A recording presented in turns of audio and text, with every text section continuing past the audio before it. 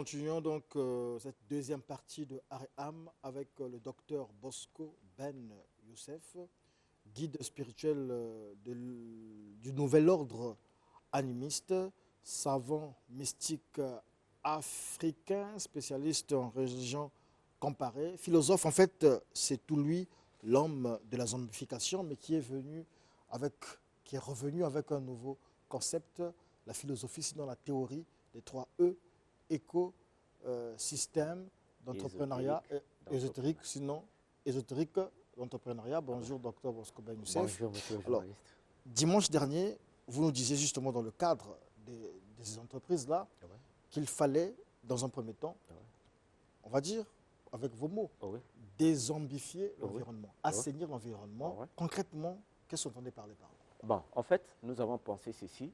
Nous sommes dans un monde où, bon, d'ailleurs, je salue le peuple, nous sommes dans un monde où nous sommes dans un écosystème africain, congolais en particulier, qui est tellement dégradé par des phénomènes tels que la sorcellerie. Alors, nous avons pensé, non, nous sommes dans une économie congolaise en plein essor. Nous sommes dans les projets du gouvernement qui, par-ci, par-là, tant du point de vue du Congo que du point de vue africain, tous les Africains sont motivés pour soulever, piloter ce grand continent qui est l'Afrique. Alors, quelle était la place de l'animiste? Est-ce que l'animisme ne pouvait pas, les philosophes animistes, les savants animistes et les économiques animistes ne pouvaient pas créer un consortium de réflexion pour essayer un peu de booster le leadership? Vous êtes toujours dans la théorie, dans la rêverie, entre guillemets, parce que vous n'allez pas dans le fond de la chose. Moi, je pose la question, mais vous m'aidez. En fait, c'est pas, vous ne répondez pas à la question en réalité. Nous disons comment il nous fallait assainir l'environnement congolais pour que les jeunes, les vieux qui ont les projets, est-ce que leurs projets ne vont pas contribuer à l'élévation de l'Afrique? Ils ont les projets, mais l'environnement dans lequel ils vivent est dégradé par la sorcellerie. Donc notre but, c'est de venir enlever l'approche culturelle. Elle est théorique. La sorcellerie va de pair avec la foi. Quand on y croit, c'est bon. Quand on n'y croit pas, ça n'existe pas. Non, ce n'est pas ça. La foi est une ferme assurance des choses que l'on espère et la démonstration de celles qu'on ne voit pas. Voilà, moi je n'ai jamais vu Dieu, je ne peux pas démontrer Dieu. Donc nous ne sommes pas dans le contexte de la foi. Et même la sorcellerie, on n'a pas vu la sorcellerie, donc on n'y croit pas. Non, la sorcellerie existe. Nous ne la voyons pas avec les yeux, mais nous la voyons avec les actes concrets. Vous êtes un moteur en termes d'engagement. Vous êtes un homme détenteur de ressources en termes de compétences. Vous êtes un intellectuel. Vous avez étudié. Ou vous avez un don du commerce. Mais vous exercez, ça ne marche pas. Il y a quelque chose qui ne va pas. Qu'est-ce qu'il faut? Alors, comment il faut pour se débarrasser de ça? Effectivement, c'est ainsi que nous apportons les solutions, les approches de solutions. Stratégiques, bien sûr. C'est ainsi que nous avons commencé par la première des choses, à poser une question, tout en observant. Oh, enfin, une exclamation. Oh, nos ancêtres, ces énigmatiques stratèges en termes de résilience. Nous avons pensé qu'il fallait d'abord revoir la première des approches. Il fallait d'abord voir qu'est-ce que nos ancêtres faisaient. Toutefois, ils se retrouvaient dans une situation de crise. Voilà.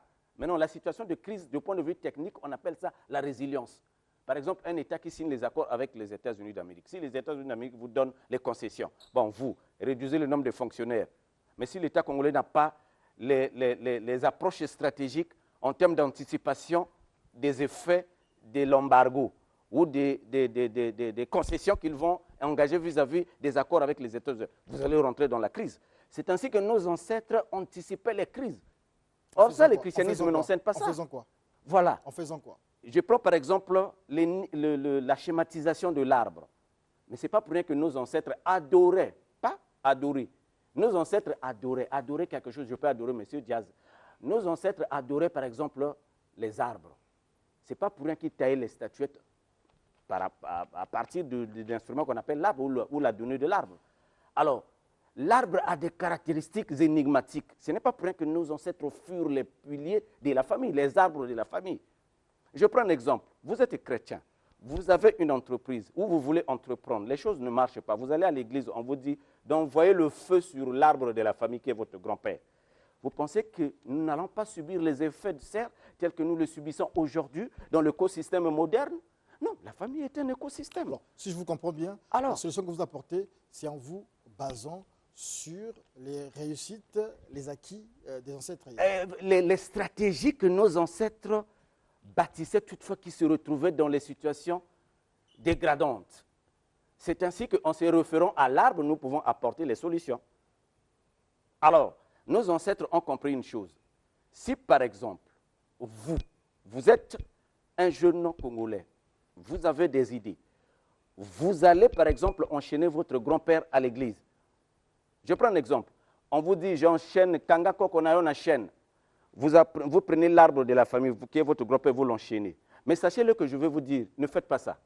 L'arbre, si vous l'enchaînez, l'arbre ne va plus grandir en hauteur, l'arbre va grandir en largeur et va avaler la chaîne. Vous comprenez? Donc, ne commettez jamais cette erreur-là.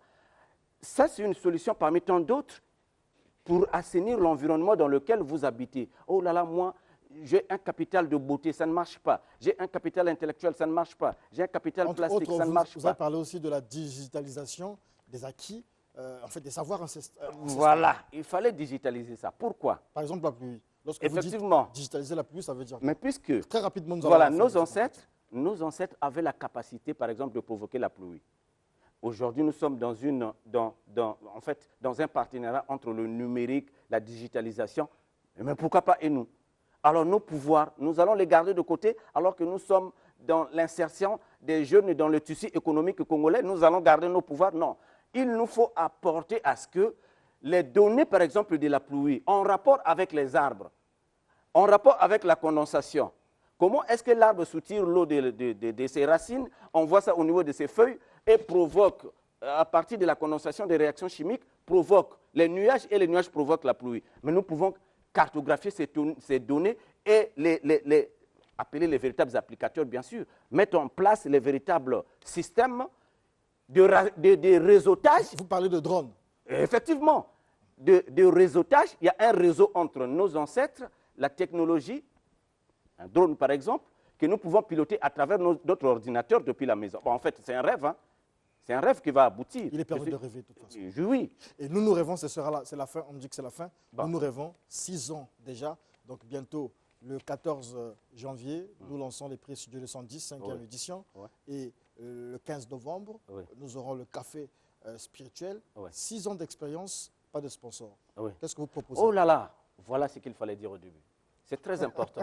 C'est ce qu'il fallait dire au début. C'est très important. Mais Monsieur Jazz, vous êtes une véritable start-up. Vous avez formé pas mal de jeunes ici. Est-ce que vous savez que vous contribuez dans l'insertion des jeunes dans le tissu économique? Votre mission a plusieurs repères. Alors, qu'est-ce que nous proposons? Même le docteur, nous parlons de la digitalisation. Nous avons besoin des opérateurs numériques de venir demander nos projets en partenariat avec le Studio 210 parce qu'il nous faut passer pour que vous apportiez les innovations. Vous, en tant que le moteur qui actionne effectivement ces visions. Parce que son Studio 210, cette telle vision ne devait pas voir le jour.